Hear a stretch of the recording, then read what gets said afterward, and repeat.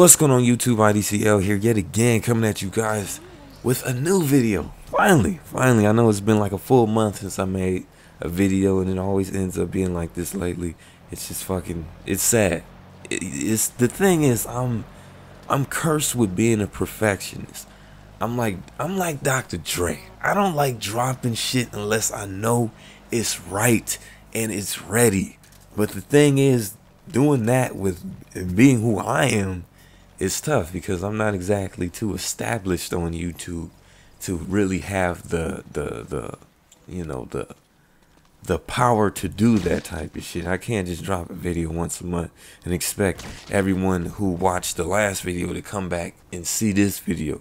I can't expect that, because it doesn't work that way. And I have to realize that, and I have to start brainstorming quicker and just releasing shit, even though I may not feel that it's excellent.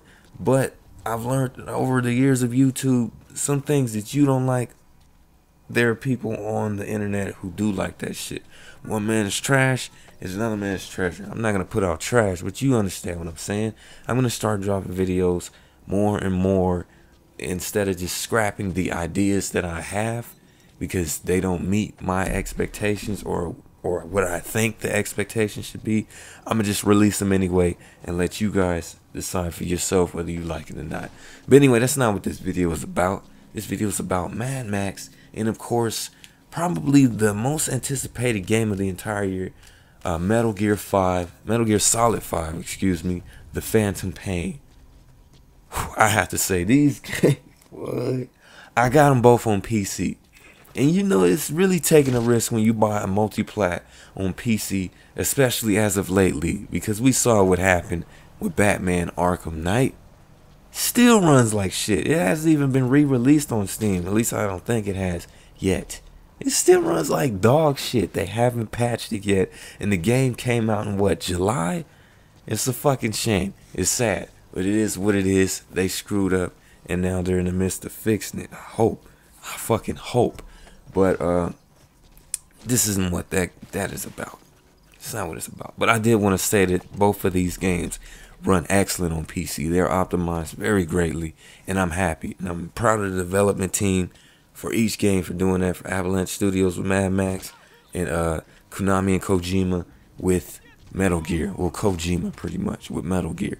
I'm really proud of that shit. But getting into the games, the actual games themselves, this is going to be more of a first impressions for both games in this very video. I was going to split it into two videos, one for Mad Max and one for Metal Gear The Phantom Pain, Metal Gear Solid The Phantom Pain. But I'm just going to wrap it up in two videos. I'm going to start off with the most anticipated game of the summer and possibly of the entire year, Metal Gear Solid 5 The Phantom Pain. Okay. Now, if you've played Ground Zeroes, you know how that ends. And if you don't, I'm sorry. Spoiler alert. I'm going to give you 3 seconds to get out of here if you don't want Ground Zeroes spoiled.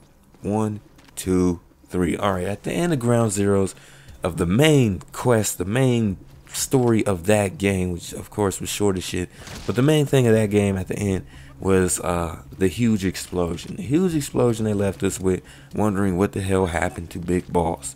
Now, of course, with the Phantom Pain already on the way, we knew he didn't die or no shit like that. And being that he's in future games that are chronologically ahead of time, of the time zone that Phantom Pain and Ground Zeroes is in, we knew he lived and shit. We knew all that. But what exactly happened in between that? Now, ended up putting Big Boss in a 9-year coma. And the way the game starts out is so fucking dope. It's one of the best cinematic, intensified games I've seen in a minute. You know, the tension is there. It is the struggle, the tension. It all is there in the beginning of this game, and it really sets the tone very good as of how serious that incident at the end of Ground Zeroes was. I'm not going to get into too many details because, of course, I don't want to spoil the shit, but you know what I mean. It's really set up nice. Now, digging into the actual gameplay and getting into the open world aspect, this game is pretty much, it takes a lot of, it's like no other. It's hard to explain. You see a lot of Splinter Cell implementation into the game, but you see the originality of Metal Gear in it as well, and then their own new take on how you go about. Because when you mix something with the mechanics of Metal Gear, like Metal Gear Solid 4, with an open world aspect, it really brings great ideas and possibilities. This game isn't pinpointed to be just a stealth game, a stealth based game. Now of course we all know we can go loud and shit, make it a whole lot, you know. To me, when you go loud, it's hard. It's even more harder, because in this game you have to deal with a huge group of motherfuckers and shit, and you're not invincible to these bastards at all. You're human, okay? But it's just crazy how it's set up. You can either go stealth and be strategic and think it out, which is the advised way, in my opinion, the best way to go about in this game.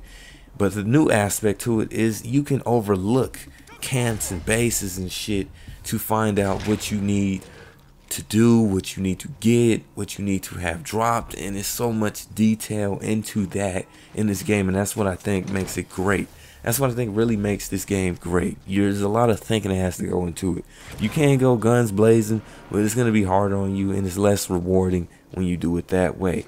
Or you can go strategic, which is going to take more time, but you'll feel better about completing the mission because you really thought this shit out and you used all that you can use to go out with it. You can get past every mission without being detected at all. It makes it extremely hard, but it's more rewarding. You know, that's the whole base of the game. It works into episodes in which they, you know, reward you at the end, you know, with the little score and the rating and shit like that. And that's what I really like about it. There's much more to talk about, but from so far of what I played, which is a cool 5 hours so far into this game in particular, it is really, really, really good on that strategic element in third person and ways to handle the way you invade camps and shit like that. And that is what sets it apart from a lot of games and makes it, quite honestly, so far, it's up there with one of the best Metal Gears. My favorite being 3, then 4, then 2, then 1. I have to say 5 is somewhere in that top 3 somewhere as of right now, because I love the way it's playing out so far.